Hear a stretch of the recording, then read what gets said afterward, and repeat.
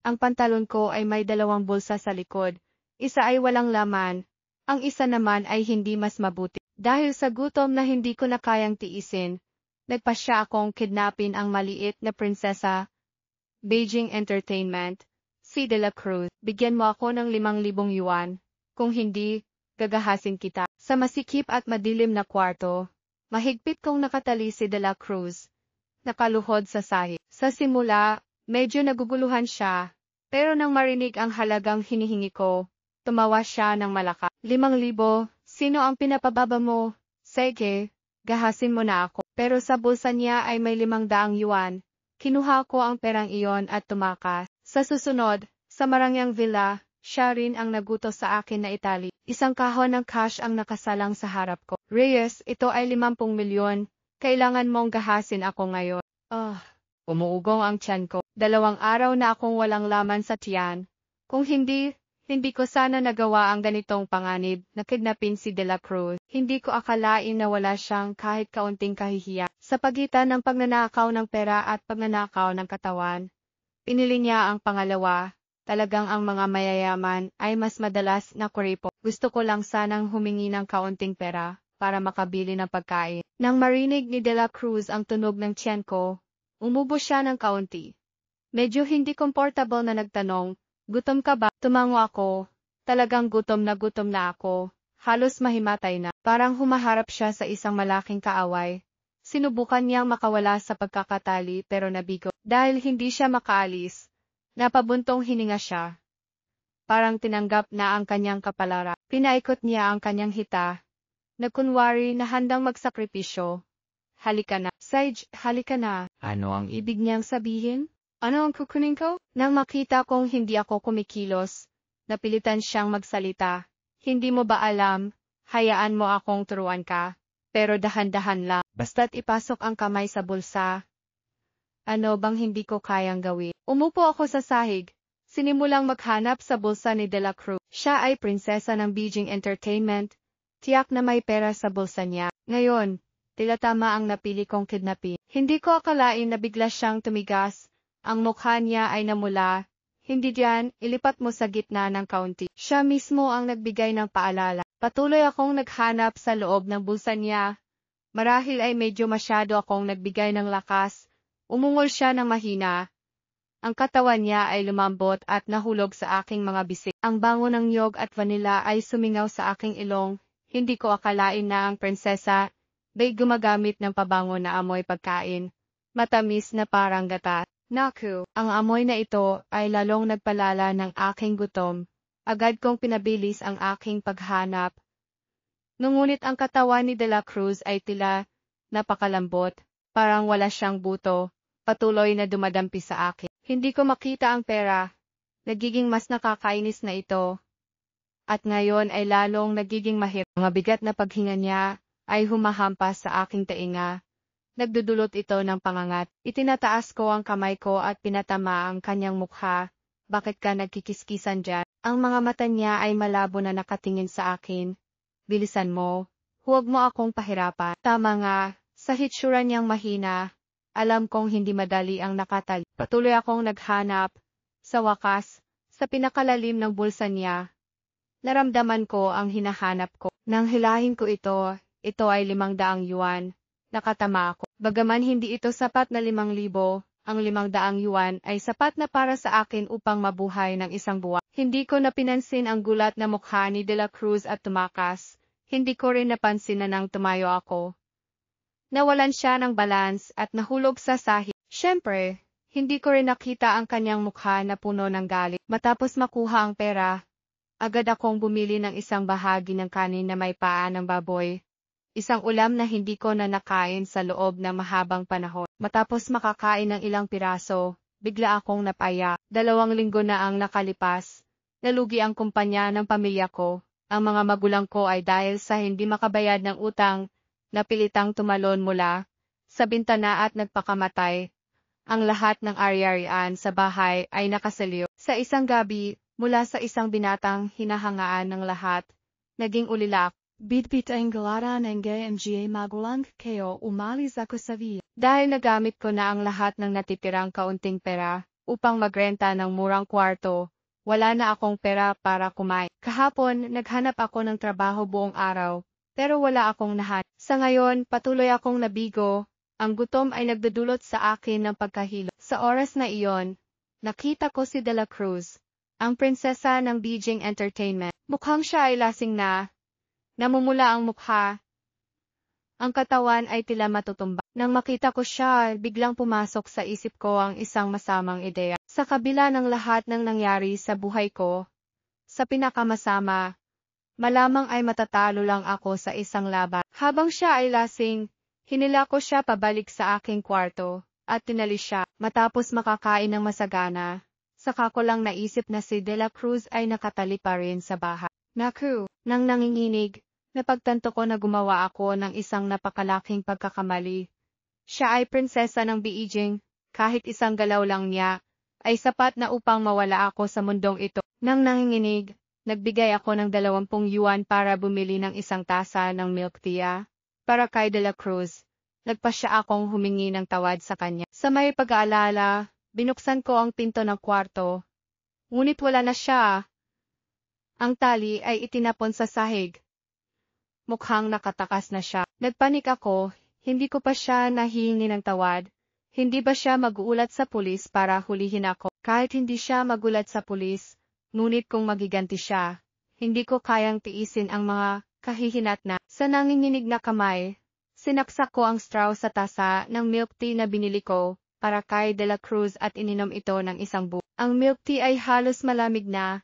Marahil ako rin ay malapit ng lumamig. Sa takot na mahuli ng pulis at takot na si De La Cruz ay maghiganti, nag-aalala ako at hindi ko namamalayan na nakatulog na ako. Sa mga susunod na araw, palagi akong nag-aalala, ngunit hindi siya nagulat sa pulis. Nakahanap din ako ng bagong part-time na trabaho, bilang isang ball picker sa golf course. Ang sahod sa isang buwan ay sapat lamang para sa tuition fee. Kung may mga customer na mapagbigay, maaari rin akong kumita ng kaunting allowance mula sa... Matapos kong isuot ang uniform, naghihintay ako sa nakatakdang customer. Ngunit nang makita ko ang mukha ng taong iyon, agad na humigpit ang aking mga mata.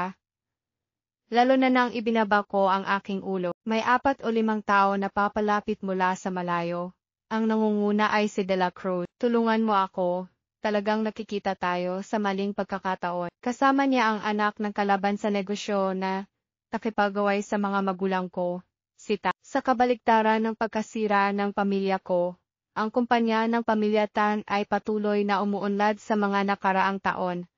At may mga tsismis na ang pamilya Tan at pamilya De La Cruz ay magugna. Si Tan ay may kamay sa balikat ni De La Cruz. Tila sila talaga ay magkasintahan. Hindi ko alam kung bakit may kaunting panghihinayang sa aking puso. Hindi ko kayang tumingin ng tuwid sa kanila. Ngunit nang dumaan si Tan, tiningnan niya ako mula ulo hanggang paa ng ilang beses. Ako ay natatakot at nahiya. Hindi ko alam kung saan ilalagay ang aking mga kamay. Bigla siyang tumawa. Ay, ikaw ba ang ball picker na yan? Mukhang katulad ka ng isang kaibigan ko. Nahihirapan akong magsalita. Siguro nagkakamali ka ng tao. Talagang nagkamali ang taong kilala ko. Paano siya magiging ball picker? Naka-uniform ako. Mukhang sobrang ordinaryo sa gitna ng mga tao. Habang si De La Cruz ay nakatayo sa tabi ni Tan, tila napakalayo. Hindi man lang ako tiningnan. Noong araw na iyon, ang ilaw sa kwarto ay napakadilim. Marahil ay hindi niya talaga nakita ang aking mukha. Kung nakilala ako ni Tan sa ganitong nakaawa na estado, tiyak na hindi siya mag-aatubiling mangutya. Ngunit mukhang hindi nila ako nakilala. Unti-unti nang bumalik ang tibok ng puso ko. Sa panahon ng paglalaro ng golf, sinadyang binanggit ni Tan ang tungkol sa pamilya ko. Narinig ko na nalugi ang pamilya Reyes. Ang mga magulang ni Reyes ay nagpakamatay sa pamamagitan ng pagtalon mula sa bintana. Matagal na akong walang balita tungkol sa kanya. Alam niyo ba kung ano ang ginagawa niya ngayon? Narinig ko na nagtatrabaho siya sa convenience store. Kahit ang tuition fee ay hindi niya kayang bayaran. Si De La Cruz ay nananatiling walang pakialam. Tila walang kinalaman sa kanya. Nakatuon lamang sa paglalaro ng golf. Nang marinig ko silang nag-uusap tungkol sa akin, hindi ko maiwasang makaramdam ng Ang narinig ko silang nag-uusap tungkol sa akin, hindi ko maiwasang makaramdam ng sakit. Ang pamilya Tan at pamilya ko ay talagang magkaaway. Ngayon na ang pamilya ko ay nagkawatak-watak, tiyak na masaya siya. Hindi ko kayang tumingin sa kanila. Nakayuko lang ako, habang nagtatrabaho. Bawat segundo sa golf course ay parang nakaupo ako sa ibabaw ng apoy. Hindi ko alam kung bakit sobrang pangit ng laro ni De La Cruz ngayon. Sa loob ng 3 oras, hindi siya nakapag-hit kahit isang beses. Palihim akong tumingin kay De La Cruz. Ngunit aksidenteng natamaan ko ang kanyang malalim na tingin. Nagpanik ako at muling ibinaba ang aking ulo, na kunwaring abala. Ngumiti siya ng bahagya, at nanlamig ang aking likod. Baka napansin na niya ako. Hindi maaring totoo. Nang makita niya ako, malinaw na wala siyang reaksyon. Sa wakas, natapos din ang laban. Tinulungan ko si Tan na ayusin ang mga golf clubs. Ngunit nang suriin ang bilang, sinabi niyang may nawawalang isa. Bukod dito, ito ay isang limited edition. Nagkakalaga ng daan-daang libong yuan, at hindi ko kayang bayaran ito. Kahit anong gawin kong paliwanag, tinawag pa rin ni Tan ang manager. Bilang isa nga dito, kailangan nang niyang kunin ang kanyang kilay, at agad na nagalit ang manager sa akin nang walang tanong.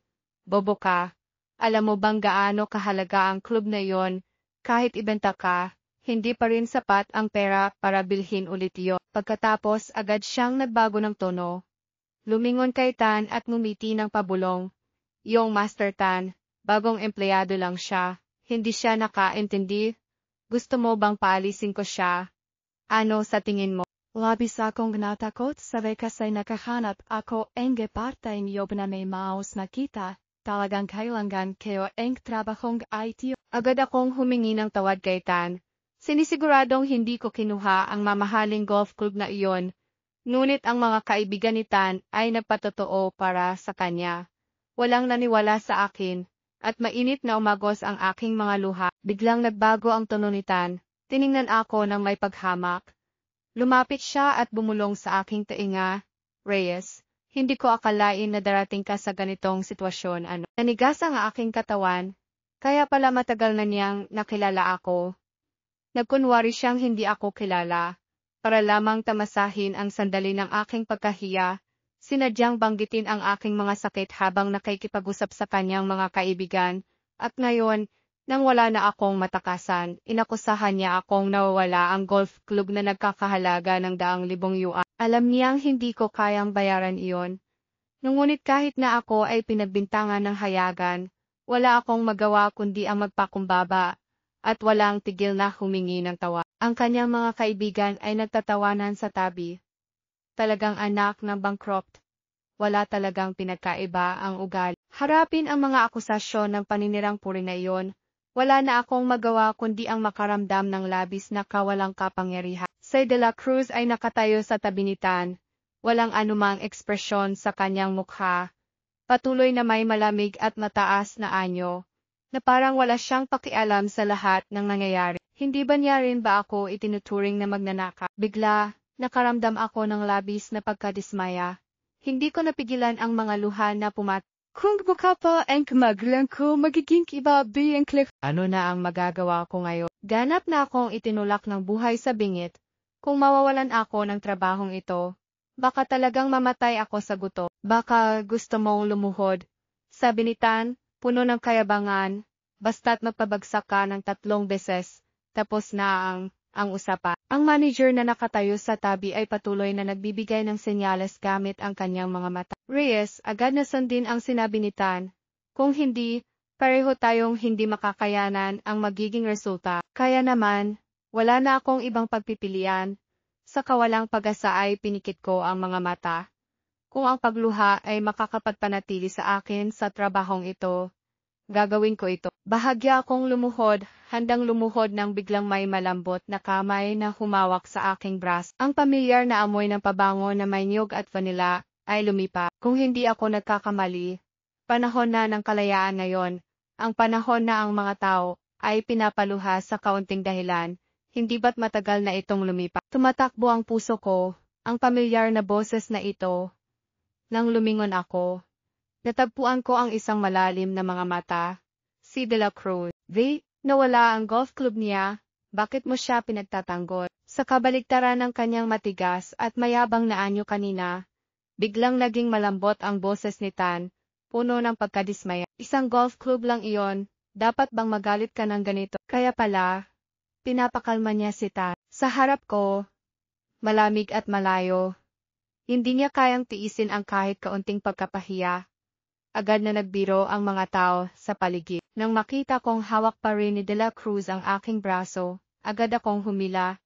Itinaboy siya. Ngunit ang golf club na iyon ay nagkakahalaga ng ilang daang libo. Nakita ni Tan na tumulong siya sa akin. Hindi pa rin siya bumiti. Ngunit sa kabaligtaran ng kanyang matalas na pananalita sa akin, sa pagkakataong ito, ang kanyang boses ay naging malambot at mahinahon. Ilang daang libo lang. Narinig ko na ang pamilya ay nag-import ng isang batch ng mga limitadong edisyon na relo. Kung gusto mo, bibigyan kita ng isa. Totoo ba? Si Vae modelo na tumaas ang presyo ng higit sa 2 milyong yuan. Diyos ko, ang pagsusuot ng relo na iyon ay parang nagdadala ng isang villa. Hindi nakakagulat na si De La Cruz ay tunay na mapagbigat. Agad na sumangayon ang mga kaibigan ni Tan. Siya ay talagang puno ng pagmamalaki. Nang makita kong tumango si De La Cruz bilang pagtanggap, siya ay parang isang peacock na mayabang na nagbukas ng kanyang buntot. Mayabang na tumingin sa akin. Dahil sa paggalang kay V, pinapatawad kita sa pagkakataong ito, umalis ka na. Nang makita ng manayos na ang lahat, agad niyang hinila ako, at pinababa ang ulo bilang pasasalamat at umalis. Habang naglalakad, patuloy akong pinagsasabihan. Kakaumpisa mo lang sa trabaho, at nagdulot ka na ng ganitong malaking gulo. Kung ganito pa rin ang mangyayari, huwag nang asahan na makapagtrabaho dito. Alam mo ba kung sino ang mga iyon, Reyes? Talagang magaling ka. Naglakas loob kang makipagaway sa mga pinakamakapangyarihang tao sa mataas na lipunan. Wala akong magawa kundi ibaba ang aking mukha. Parang isang masunurin na pugo na tinanggap ang kaparusahan. Buti na lang at napanatili ko ang aking trabaho. Ngayon, naintindihan ko na kung bakit nang humingi ako kay De La Cruz ng 5,000 yuan, nagkaroon siya ng ganoong ekspresyon. Marahil sa kanyang mga mata, ang 5,000 yuan ay parang 5 sentimo lamang. Ang nangyari ngayon ay nagdulot sa akin ng labis na pagkapagod, pisikal at mental. Kahit natapos na ang trabaho, umupo pa rin ako ng matagal bago umalis. Nang magdilim ang langit, ang kalangitan ay naging isang mahiwagang asul. Ang abot-tanaw sa malayo ay sumasanib sa berdeng damo ng golf course, na bumubuo ng isang napakagandang tanawin. Sa sandaling iyon ng romansa, nakita ko muli si De La Cruz. Sandali, si De La Cruz ba yun? Baka ako ay nagkakamali. Hindi ba siya kasama ni Tan na bumibili ng relo na nagkakalaga ng isang villa? Mukhang matagal na siyang nakatayo roon. Parang naghihintay ng sinuman. Nang makumpirma kong siya ngayon, agad akong lumiko. Tumakbo pabalik. Ngunit hindi ko pa natatakasan. May humawak sa aking kwelyo. Isang malamig na boses ang umabot sa aking likuran. Nang makita mo ako, tumakas ka. Wala ka bang balak na mangakit ngayon? Tumalon ang puso ko. Sa buhay ko, si De La Cruz ba ang may balak na gumanti sa akin? Nahuli ako, wala nang daan pabalik. Labis ang takot, nakatayo akong parang estatwa. Hindi makagala. Binitiwan niya ang kanyang kamay. Dahan-dahang lumipat sa harap ko. Ang kanyang mga mata ay tila may kaunting interes na may halong hindi maunawaan. Reyes, bakit ka kinakabahan? Nilunok ko ang aking laway, ang aking likod ay malamig. Anuman ang dapat mangyari, mangyayari rin. Walang oras upang mag-isip, agad akong yumuko at humingi ng tawad. Nanginginig ang boses. V, patawad, noong nakaraang pagkakataon. Dahil wala akong pera, para kumain, sobrang gutom kaya't kinidnap kita. Sa totoo lang, wala kong intensyon na saktan ka. Si De La Cruz ay nakapamaywang, ang kanyang mga mata ay matalim na nakatitig sa akin, ang kanyang mga labi ay bahagyang nakangiti. May tono ng pang-aasar. Wala kang intensyon na saktan ako, Reyes. Hindi ba lagi kang nangaakit at tumatakbo? Nakatayo akong parang nakarinig ng isang bagay na hindi ka panipaniwala. Sandali. Nagbiro ba ako sa kanya noon? Si De La Cruz ay bahagyang ngumiti. Ang kanyang mga mata ay kumikislap na parang mayroong nakakatuwang bagay. Ang pakiramdam ay hindi siya nagbabalak na maghiganti sa akin. Ngunit ang pinakanakakagulat ay, naaalala niya ang pangalan ko. Nagtataka ako, ang mga salita, ay hindi lumalabas ng maayos. Ako, wala akong ginawa. Si De La Cruz ay nakapikit ang mga mata. Nakapamaywang na nakasandal sa pader. Dahan-dahang nagtanong, kung wala, bakit ka kinakabahan? Parang nakakita ng multo nang makita mo ako. Hindi lang ito multo. Bulong ko, ang pakiramdam ay nakakalabot. Ang makita ka ay parang makatagpo ng Diyos ng kamatayan. Nilunok ko ang takot, yumuko ako, tapat na nagsabi. Talagang patawad. Noong araw na iyon, ninakaw ko ang pera mo. May utang ako at tiyak na babayaran ko. Ngunit, kailangan pang maghintay ng ilang araw. Si De La Cruz ay walang sinabing anuman. Tahimik na itinaas ang code ng WeChat sa aking harapan. Sage, idagdag mo ang WeChat ko. Sa oras na iyon, ilipat mo sa akin. Nagtaka ako. Isang prinsesa ng industriya ng libangan sa Beijing, ang mga regalo niya ay palaging milyon-milyon. Ngunit sa pagkakataong ito, tila nag-ingat siya sa bawat sentimo. Ngunit nang isipin ko, isa lamang akong estranghero na minsang nagkasala sa kanya. Matapos kaming magkaibigan sa WeChat, hindi ko pa natapos ang aking sasabihin nang biglang nagsalita si De La Cruz. Kumain ka na ba? Ong ito, tila nag-iingat siya sa bawat sentimo. Ngunit nang isipin ko, isa lamang akong estranghero na minsang nagkasala sa kanya. Matapos kaming magkaibigan sa WeChat, hindi ko pa natapos ang aking sasabihin nang biglang nagsalita si De La Cruz. Kumain ka na ba?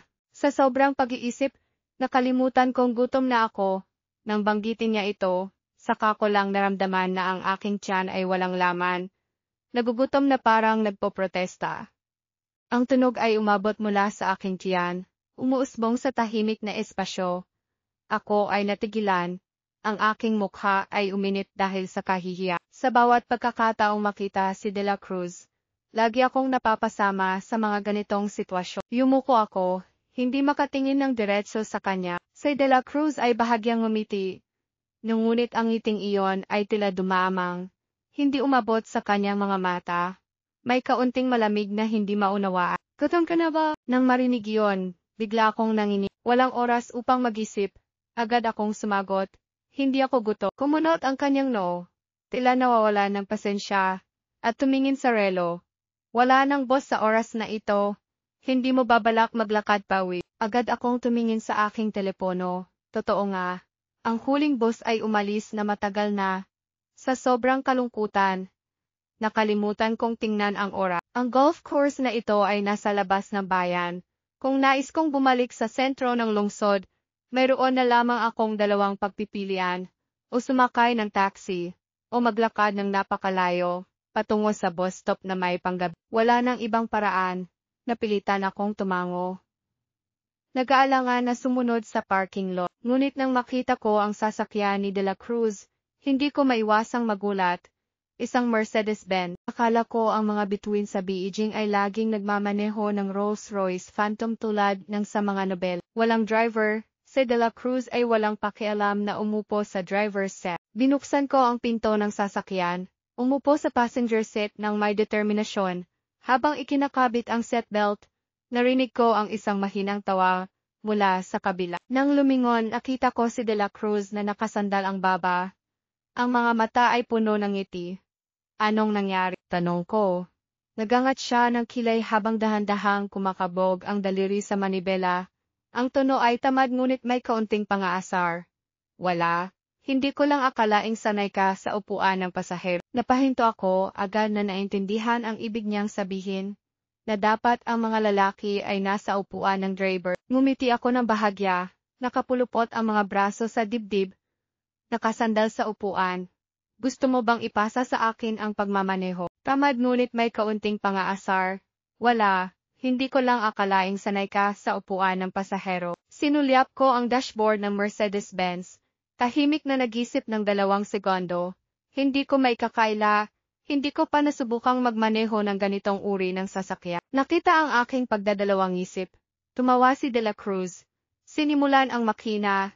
Sige na, umupo ka lang dyan.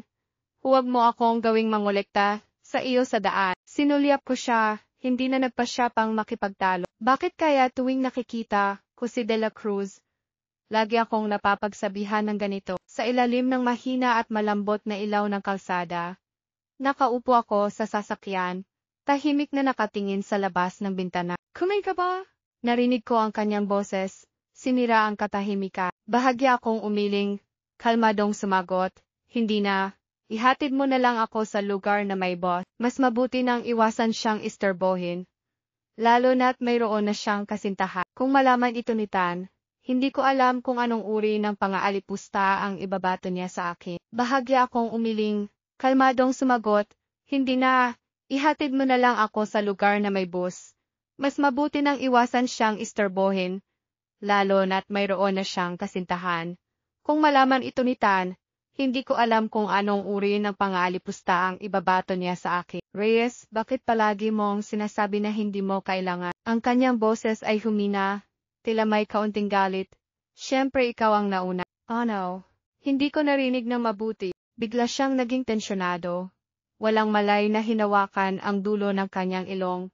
Parang may tinatago. Wala. Kung ayaw mong ipagpatuloy ko ang tungkol sa pagdukot, sumama ka sa akin kumain. Agad akong napakunot ang noo. Walang magawa habang tinitingnan si De La Cruz. Sige na, Ginoo. Kahit na pumayag ako sa labas, sa loob ko ay hindi ako masaya. Sa isip ko, sinuri ko ang lahat ng may kaugnayan sa kanya. Ngunit, hindi ko napansin na ang kamay ni De La Cruz na humahawak sa manibela ay sobrang higpit na nagiging maputla ang mga daliri. Pula ang kanyang mukha hanggang sa tenga. Ngunit pilit pa ring nagpakita na parang walang nangyayari. Dinala ako ni De La Cruz sa isang mamahaling restaurant. Mula nang magkaproblema ang pamilya, hindi na ako nakapunta sa mga ganitong marangyang lugar. Kaya naman, nang makita ko ang presyo sa menu, hindi ko napigilan ang sarili kong dilaan ang labi. Sobrang mahal na. Matagal kong tiningnan ang menu, at sa wakas ay nag-order ako ng pinakamurang sala. Si De La Cruz na nakaupo sa tapat ko ay hindi rin agad nag-order. Tahimik siyang umupo ng matagal, bago siya nagsalita sa waiter. Kumuha ng isang double meal na ito, mas makatwiran ang presyo. Medyo nagulat ako, akala ko ang mga tao, tulad ni De La Cruz ay hindi na kailangang tumingin sa presyo. Kapag kumakain, hindi ko akalain na marunong din siyang magtipid at pumili ng combo meal. Isang tao na handang magbigay ng regalo na nagkakahalaga ng milyon, ay nagiging maingat sa bawat sentimo kapag kumakain. Talagang mahirap intindihin. Umubo si De La Cruz, mukhang hindi komportable. Reyes, huwag kang magkamali ng akala. Ang meal na ito ay may paborito kong ulam at may discount pa. Awa. Oh, sabi ko nang walang gana, halatang hindi naniniwala. Ang pagkain ay inihain ng mabilis. Nakatuon lang ako sa pagkain at hindi na nagalintana sa kanya. Mukhang hindi naman masama ang pakiramdam ni De La Cruz. Pagkatapos kumain, siya pa ang naghatid sa akin pauwi. Ang kanyang Mercedes-Benz ay talagang hindi bagay sa lumang apartment na tinutuluyan ko. Kahit na nang mag-reverse siya, dahil masyadong makitid ang daan, muntik na siyang bagay sa likod ng sasakyan. Dito ka nakatira, akala ko galit siya dahil muntik na niyang mascribe ang sasakyan. Agad akong yumuko at humingi ng tawad. Pasensya na ako. Reyes, bakit ka palaging humihingi ng tawad? Say niya, bumaba ang tono ng boses. Ang ibig kong sabihin, hindi ligtas dito na mag-isa ka. Ayos lang, maganda ang seguridad dito. Ayaw kong ipagpatuloy ang usapan.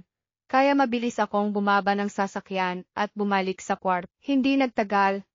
Nakatanggap ako ng notification ng transfer. Kasama ang isang mensahe. Magpalit ka ng tirahan. Nang tingnan ko ang halaga, eksaktong 100,000 yuan. Sino itong Diyos ng kayamanan? Nang tingnan ko ang impormasyon, si De La Cruz pala ang nag-transfer sa akin. Sa halagang ito, hindi ko na kailangang magtrabaho pa. Maaari ko pang tutukan ang pag-aaral, pero nagalinlangan ako ng matagal. Sa wakas ay pinindot ko ang refund. Huminga ako ng malalim, nag-text ako ng ibang mensahe. Salamat, pero makakabalik ako sa dorm sa susunod na buwan. Hindi na kailangan. Babayaran ko sa iyo ang 500 yuan pagkatapos kong makuha ang sweldo. Maaga namatay ang mga magulang ko. Alam ko na walang sinuman sa mundo ang magiging mabait sa akin ng walang dahilan, lalo na't si De La Cruz ay may fiancé. Pero kung may fiancé na siya, bakit siya patuloy na mabait sa akin. Sinasabi ang mga bagay na mahirap intindihin at gumagawa ng mga bagay na malabo. Talagang isang babaeng malikot. Marahil, mas mabuti pang iwasan ko na siya sa hinaharap. Matapos kong ipadala ang huling mensahe, hindi na siya nag-reply. Sa susunod na buwan, nakakita ako ng ilang beses kay De La Cruz. Ngunit nag-aalala ang manager na baka magdulot ako ng gulo. Kaya sa bawat pagkakataon ay may ibang tao na inatasan para mangolekta ng bula para kay De La Cruz. Kapag nakita ko siya, kusa na akong umiwa. Pero mula noon, hindi na siya bumalik dito. Sa kabutihang palad, nakalikom ako ng sapat na pera para sa tuition at nakatanggap pa ng maraming tip. Ilang araw na lang at magsisimula na ang class. Lumipat ako mula sa masikip na kwarto patungo sa dormitoryo ng paaralan. Naibalik ko na rin ang utang kay De La Cruz. Hindi niya tinanggap, pero nag-text siya. Agad, bumalik ka na sa paaralan. Napakamaikli ng usapan. Hindi na nagdagdag si De La Cruz. Tumingin ako sa chat box. Hindi ko alam kung bakit may kaunting hinanakit sa puso ko. Inalog ko ang ulo ko. Sinubukan kong huwag mag-isip ng kung ano-ano. Sa sitwasyon ko ngayon, mas mabuti nang huwag mangarap ng mga bagay na hindi para sa akin. Alam ko ang buhay ko ay hindi na kailanman magiging konektado sa mga mayayamang tao sa industriya ng entertainment sa Beijing tulad nila. Pero hindi ko akalain, 2 araw lang ang lumipas. Muling nakita ko si Ta. Pero hindi ko akalain, 2 araw lang ang lumipas. Muling nakita ko si Ta. Inatasan kami ng professor na makipag-partner sa isang senior para sumali sa pambansang kompetisyon sa pagsisimula ng negosyo. Ito ay isang napakagandang pagkakataon para sa akin.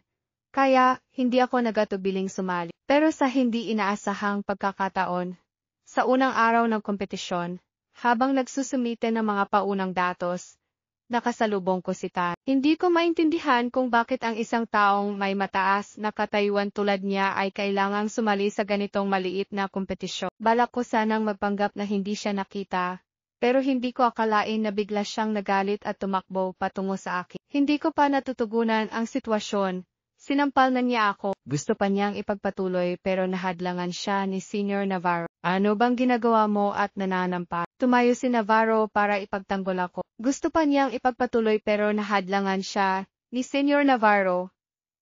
Ano bang ginagawa mo at nananampal? Tumayo si Navarro para ipagtanggol ako. Umual si Tan. Ninanampal. Anong masama kung sinampal ko ang halimaw na ito? Niyayakap ko ang aking mukha na namumula dahil sa sampal. Nanginginig ang boses ko. Tan, ano bang nagawa ko sa iyo? Bakit mo ako ulit na enough? Ikaw ang dahilan kung bakit inalis ni De La Cruz ang card ko sa golf course. Akala mo hindi ko alam. Tumingin ako sa kanya na may pagdududa. Talagang wala akong kaalaman. Na ngayon ay gusto pang i-cancel ni De La Cruz ang engagement sa akin. Lahat ito ay dahil sa iyo. Pagkatapos sabihin iyon, tumakbo ulit si Tan para sampalin ako. Pero sa pagkakataong ito, nahadlangan siya ni Invite. Tan, ano bang kaguluhan ang ginagawa mo? Nang makita si De La Cruz, biglang nagbago ang mukha ni Tan. Ang kanyang pagkagalit at malamig na anyo ay nawala. Pinalitan ito ng banayad na anyo. De La Cruz, alam kong nagmamalasakit ka pa sa akin. Maaari bang huwag mong i-cancel ang engagement? Sa Senior Navarro, na nakita akong sinasaktan, ay agad na nagmadaling magbigay ng aliw. Tumingin siya sa namumula kong mukha. Reyes, okay ka lang ba? Umiling ako, wala akong masama. Pero nang makita ni De La Cruz ang aking mukha, nagdilim ang kanyang mga mata. Tan, sinampal mo si Reyes. Nagbago ang kulay ng mukha ni Tan. Patuloy na sinabi ni De La Cruz. Nakalimutan mo na ba ang sinabi ko noong nakaraan? Ang boses ni Tan ay mababa ngunit may kasamang panghihina. Tila pinipigilan ang damdaming umaagos sa kanyang puso. Pero De La Cruz, tayo ay isang political marriage. Hindi ba, sa hinaharap, magiging pamilya tayo? Bakit kailangan mong saktan ang ating relasyon dahil sa taong ito? Political marriage? Akala mo ba ang pamilya ni Tan ay sapat na upang makipag-ugnayan sa akin? Sa wakas ay talagang nagalit si De La Cruz. Ang kanyang malamig na mukha ay nakakatakot. Tan, kung gusto mo pang magpatuloy sa industriya ng entertainment sa Beijing, mas mabuting huwag ka nang lumitaw sa harap ko. Si Tan ay umiiyak at nagmamakawa kay De La Cruz na huwag siyang tratuhin ng ganito. Nakita ko ang eksenang iyon. Ayaw ko nang magpatuloy. Hinila ko si Navarro palayo. Siya ay galit pa rin para sa akin. Reyes, sinampal ka niya at hindi pa rin humihingi ng tawad. Papayag ka bang gano'n na lang? Kung hindi, ano ang dapat gawin ang mga tao tulad nila? Hindi natin kayang labanan. Maari mo bang tulungan akong bumili ng ice pack? Sarge, bibili siya ng ice pack para sa akin. Sa loob ko, labis akong nababahala. Hindi lang dahil sinampal ako ni Tan, kundi dahil sa sinabi ni De La Cruz. Akala mo ba ang pamilya ni Tan ay sapat na upang makipag-ugnayan sa akin? Kahit ang pamilya ni Tan, isang umuusbong na makapangyarihang pamilya sa Beijing ay hindi sapat upang makipag-ugnayan kay De La Cruz. Paano pa ako? Tinatanggap ko. Sa sandaling makita ko si De La Cruz sa party, nagustuhan ko siya. Ang pagkidnap sa kanya ay dahil sa pera. Pero dahil alam kong hindi ko na siya, kaya gusto ko lang ipagpatuloy ang aking pangarap kahit isang beses. Pero ngayon, ang pangarap na iyon ay ganap ng gumuho. Hindi nagtagal, bumalik si Navarro na may dalang ice pack. Nagdala pa siya ng isang maliit na tuwalya. Binalot ang ice pack at ibinigay sa akin. Pinipigilan ko ang emosyon. Ngumiti sa kanya. Hindi ko akalain. Bigla siyang namula. Nagsalita siya ng matagal, pero hindi makapagsalita. Sa mga sumunod na oras, nakatuon ako sa proyekto. Upang maipakita ang lakas ng aming disenyong espesyalidad, nagpasya kaming pumili ng larangan ng interior design, batay sa pangangailangan ng mga kliyente.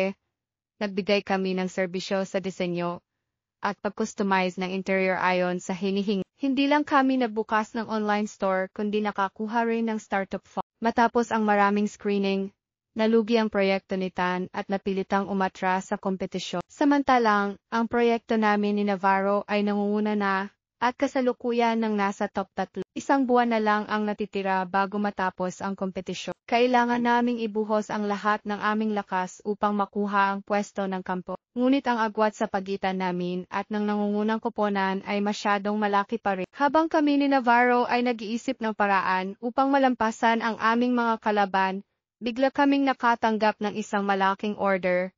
Ito ay isang proyekto para sa disenyo ng interior ng isang malaking gusali ng opisina. Ang araw ng pagtanggap namin ng deposito ay sharing araw na magsasara ang kompetisyon. Nakuha namin ang pwesto ng kampon sa pambansang kompetisyon para sa mga estudyante. Labis ang aming kasiyahan, kaya't nagpasya kaming lumabas upang ipagdiwang. Hindi ko alam kung bakit. Dinala ko siya sa restaurant na dati kong pinuntahan kasama si De La Cruz. Pati na rin, umorder ako ng parehong pagkain na inorder namin noon. Ang pagkain para sa magkapareha. Habang kami ay kumakain, nagdiriwang, at nagkukwento tungkol sa mga pagsubok na aming naranasan sa daang ito. Reyes, alam mo ba, hindi pa ako nakatagpo ng isang lalaki na kasing matag at kasing galing mo. Hindi ko alam kung interesado ka bang maging lifelong partner. Pagkatapos niyang sabihin ito, bigla na lang siyang kumuha ng isang buket ng bulaklak at naglagay pa ng isang masining lasing sa harap ko. Kahit kaano ako kabagal, naintindihan ko ang ibig niyang sabihin. Nais ko sanang tumanggi ngunit nakita ko si De La Cruz sa likod ni Navarro. Ang mukha ni De La Cruz ay may pangit na ekspresyon, at ang kanyang mga mata ay puno ng galit na nakatitig sa akin. Hindi ko alam kung bakit ako nag-aalala nang makita ko siyang nakatingin sa akin ng ganoon. Ang kanyang tingin ay tila parang nahuhuli ako sa akto. Nang ang tingin ni De La Cruz ay huminto sa pagkain, para sa magkapareha, at sa buket ng bulaklak sa mesa, bigla siyang nagulat. Yumuko ako, iniwasan ang kanyang tingin, at nang muling tumingin, umalis na si De La Cruz. Nang mga oras na iyon, sinabi ko kay Navarro, pasensya na, Senyor, napakahusay mo, ngunit lagi kitang itinuturing na partner sa karera. Naniniwala ako na sa hinaharap, ang ating pagsasama ay magdadala ng mga kakabong antas. Habang nagpuputol si Navarro ng cake, huminto siya sa kanyang ginagawa, at pagkatapos ng ilang sandali, ngumiti siya ng bahagya. Reyes, ikaw ang nagimbita sa akin na kumain, at umorder ka pa ng pagkain para sa magkapareha. Akala ko may pagkakaon ako, mukhang nagkamali ako. Ibinalik niya ang buket ang singsing, at itinaas ang kanyang baso ng alak. Kung ganoon, Share sa ating matagumpay na karera. Itinaas ko rin ang aking baso at nagtuwas sa kanya. Marahil dahil sa labis na pagkahiya, kumain si Navarro ng ilang piraso at nagbigay ng dahilan na may kailangan siyang asikasuhin. Kaya't nagbayad siya at umalis. Umupo pa ako ng kaunti, at pagkatapos ay nagpa siya ng bumalik sa paaralan. Ngunit nakalimutan ko ang isang bagay.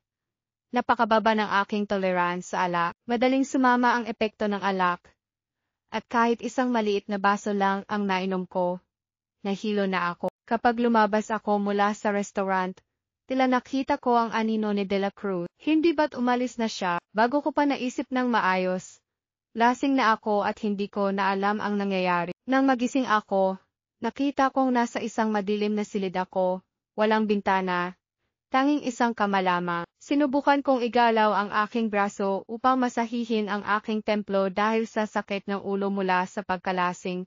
Ngunit napansin kong nakakadena ang aking pulso sa isang tanikala ng baka. Nagulat ako at biglang umupo, tiningnan ang paligid, at natuklasan na pati ang aking mga binti ay nakakadena. Sa wakas, nakita ko ang isang anino na nakaupo sa madilim na sofa sa sulok ng silid. Dahil sa sobrang mahina ng ilaw, hindi ko maaninag ang mukha ng taong iyon. Hindi ba't isang pervert na serial killer ito? Natatakot ako, kaya't hindi ko magawang huminga ng malakas. Nang makita ng taong iyon na nagising ako, tumayo siya at unti-unting lumapit sa akin. Tumitibok ang puso ko na parang tambol. Ang takot ay umabot sa puntong parang gusto nang tumalon mula sa aking dibdib. Ngunit, unti-unting naging malinaw ang kanyang mukha sa aking paningin. Si De La Cruz, itinaas niya ang aking baba. Reyes, ang pinili mong iwan sa estado ng labis na pagkalasing sa restaurant, ay hindi mo ba pinansin? Talagang napakababa ng iyong kakayahang makilala ang tao. Nang makita kong siya si De La Cruz, nawala ang aking takot. Ano ang gusto niyang gawin? Bakit niya ako ikinulong? Tumingin ako ng diretso sa mga mata ni De La Cruz at nagtanong. Nandoon pa rin ang malabo at mahina na ilaw. Ngunit sa pagkakataong ito, ako ang nakatali. Noong araw na iyon, nang italiko si De La Cruz, naramdaman din ba niya ang ganitong pakiramdam? Tensyonado, nakaka-excite, at may kaunting kilig. Ano ang gusto kong gawin? Reyes, ano sa tingin mo ako? Hinawakan mo ako, niyakap ako at tumakas. Hindi ba ako nagkakahalaga ng 500 yuan? Bakit? Hindi ba ako sapat para sa iyo? Anong mga salitang ito? Parang hayop. Hindi ko alam kung paano sasagutin. Lumapit pa si De La Cruz. Yung atmo, sobrang payat, walang buhay. Reyes, tingnan mo ako. Hindi ba ako mas maganda kaysa sa kanya? Sabay hawak niya sa kamay ko at inilagay ito sa kanyang manipis na baywang. Nagulat ako na parang nasunog. Agad kong inalis ang kamay ko. Hindi ko akalain na dahil sa kilos na ito, lalo pang naging madilim ang tingin ni De La Cruz. Ikaw ba ay nakatutok lang sa atmo, Reyes? Kahit na maging ikatlong partido, tatanggapin ko. Pinindot niya ang switch ng bedside lamp. Ang ilaw ay nagbigay liwanag sa silid. Nang mga oras na iyon, nakita ko na ang kama ay puno ng mga kahon ng pera. Nang makita ang aking pagkagulat, pinigilan niya ang kanyang mga labi at sa wakas ay nagsalita. Reyes, ito ay 50 milyon. Kailangan mong sapilitan akong halikan ngayon. Hindi ako tumutol. Hindi ko akalain na siya ay ganito ka-awkward sa bagay na ito. Sa halik, parang isang maliit na hayop na kumagat-kagat. Sa unang pagkakataon, ang kanyang boses ay nanginginig habang nagtatanong. Reyes, tulungan mo ako. Hindi ko alam kung ano ang gagawin. Ngunit sa mga sumunod na pagkakataon, ako na ang humihingi. Tama na, De La Cruz, masakit na ang aking baywang. Reyes, natutunan ko na ito. Ang mga lalaki na nagsasabi ng hindi ay may ibig sabihin. Patuloy kaming nagtagal sa basement ng bahay ni De La Cruz sa loob ng isang buong araw at gabi. Nang magising muli, humingi ako ng aking telepono. Agad na nagpanik si De La Cruz. Hindi, gusto mo bang hanapin ang ate mo? Bahagyang namumula ang kanyang mga mata. Reyes, nagsisina ako. Ayaw ko nang maging ikatlong partido. Gusto ko na ikaw lang ang akin. Nakita ang kanyang mukhang nag-aalala. Hindi ko napigilan ang pangaasar. Hindi ba't malapit ka ng ikasal kay Tan? Sino ang nagsabi niyan? Nagmamadali si De La Cruz. Matagal ko nang kinansela ang kasal. Matapos ang ilang paliwanag, nalaman ko na dahil si Tan ay nagdonate ng dugo para iligtas ang kapatid na babae ni De La Cruz nang siya ay nasa panganib, kaya't nakipagtulungan ang pamilya ni Tan sa mga nakaraang taon. Dahil sa koneksyon sa pamilya ni Dela, unti-unting nakilala ang pamilya ni Tan sa mundo ng negosyo. Ngunit matapos makuha ang mga bagay na iyon, hindi pa rin sila nasiyahan at nais pang agawin si De La Cruz. Bakit mo pa rin siya binilhan ng relo? Isang murang relo lang iyon. Hindi ko siya papayagang gawing mahirap ka. Bukod dito, pagkatapos ng araw na iyon, kinansela ko ang kanyang card. Hindi ko siya pinapayagang lumitaw sa harap mo. Hindi ko akalain na sa startup competition, magkikita pa rin kayo at naglakas loob pa siyang saktan ka.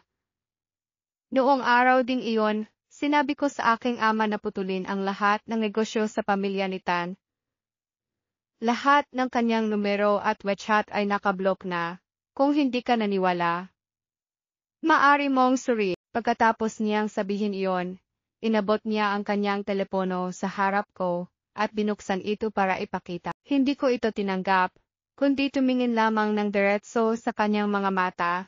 Vay, kapon ay nag-confess ang ate ko sa akin. Tinanggihan ko na. Ang mga mata ni De La Cruz ay biglang lumiwanag, parang may isang bagay na malapit nang sumabog. Kaya hindi ako ikatlong partido. Siyempre hindi, ngunit sobrang laki ng agwat ng aming kalagayan. Sa tingin ko dapat tayo, Reyes. Pinutol ni De La Cruz ang aking sinasabi. Sabihin mo sa akin kung sino ang nasa puso mo. Sapat na iyon, ang iba ay hayaan mong ako ang bahala. Napahinto ako. Nakatitig siya sa akin. Walang pag-aalinlangan. Hindi mo kailangang sagutin agad.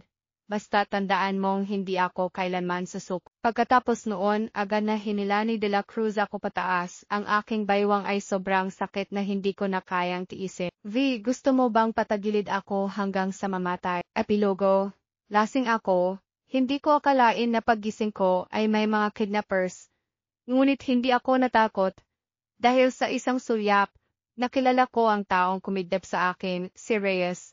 Ang binatang nagbigay sa akin ng pagkabighani mula sa unang tingin sa isang party. Bago ko pa man siya makontak, narinig ko na may nangyaring masama sa kanyang pamilya. Nang hindi ko siya mahanap, labis akong nabigo, kaya't nagpa siya akong uminom upang makalimot. Tinanong ko ang mga kaibigan, naniniwala ba kayo sa pag-ibig sa unang tingin? Nagtawanan sila sa akin, nagalit ako, naubos ang gana. Umalis ako sa bar. Marahil talagang sobra na ang aking pag-inom dahil tila nakita ko si Reyes. Nang magising siya ay humahawak sa akin. Hinahawakan ako. Niyayakap ako para sa 5,000 yuan. Gusto kong sabihin, 5,000 yuan. Pinapababa mo ba ako? Kahit na humingi ka ng 50 milyon ibibigay ko. Nang magising siya ay humahawak sa akin. Hinahawakan ako. Niyayakap ako. At tinatanong ako, para sa 5,000 yuan. Gusto kong sabihin, 5,000 yuan. Pinapababa mo ba ako? Kahit na humingi ka ng 50 milyon, ibibigay ko. Ngunit bago ko natapos ang aking sinasabi, ipinasok na niya ang kanyang kamay sa aking bulsa, hinahawakan at niyayakap. Ang buong katawan ko ay humihina. Wala akong masabi. Ngunit tila talagang gusto lang niya ng pera. Kinuha ang 500 yuan at tumakas. Iniwan akong may sabik na mukha sa madilim na inuupahang silid. Talagang nawala ang aking danga. Pagkatapos, nakita ko siyang pinagtatawanan ni Tan. Kaya't pinagsabihan ko si Tan. Hindi ko siya pinapayagang lumitaw sa harap ni Reyes. Tahimik akong nag-order ng malaking proyekto para sa kanyang startup. Balak kong unti-unting lapitan si Reyes. Ngunit hindi ko akalain na halos maagaw ng kanyang ate ang pagkakataon. Hindi ko na kayang maghintay pa. Kailangan ko ng gumanti.